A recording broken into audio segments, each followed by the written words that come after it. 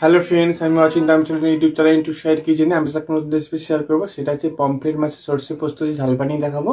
সেটা বানাতে কি কি উপকরণ লাগে আসুন দেখাই। তার আগে তো বলি আমার রেসিপিটা ছাড়া আছে, আমরা যদি ভালো লেগে থাকে অবশ্যই লাইক কমেন্ট ও শেয়ার করবেন, বেশি বেশি করে শেয়ার করবেন। যদি আমার চ্যানেল নতুন হয়ে থাকেন তাহলে প্লিজ সাবস্ক্রাইব করে দেবেন, নিচে বেল নোটিফিকেশনটা আলাদা করে দেবেন যাতে আমার ভিডিও আপনার কাছে আগে পৌঁছে যায়। তার জন্য পমফ্রেট মাছের সরষে পোস্ত দিয়ে ঝাল বানাতে কি কি উপকরণ লাগে আসুন দেখাই।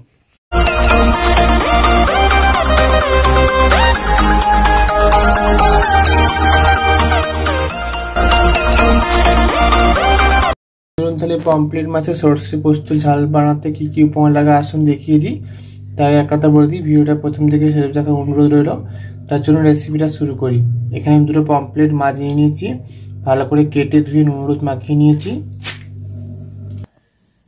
চলুন তাহলে আমি গ্যাসটা তাহলে কড়াটা বসিয়ে দিয়েছি। কড়াটা গরম হয়ে গেছে, এর মধ্যে তেল দিয়ে দেবো।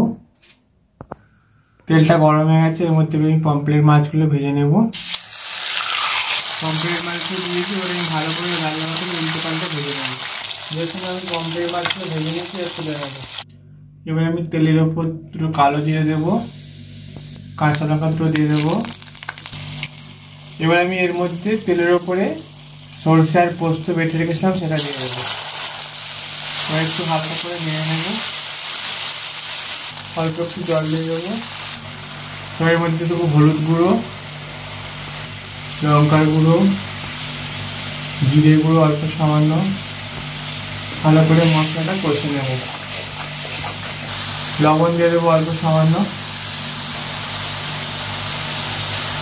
মশলা ভালোটা কষে নিয়েছি, এবার মাছগুলো দিয়ে দেবো, ভাজা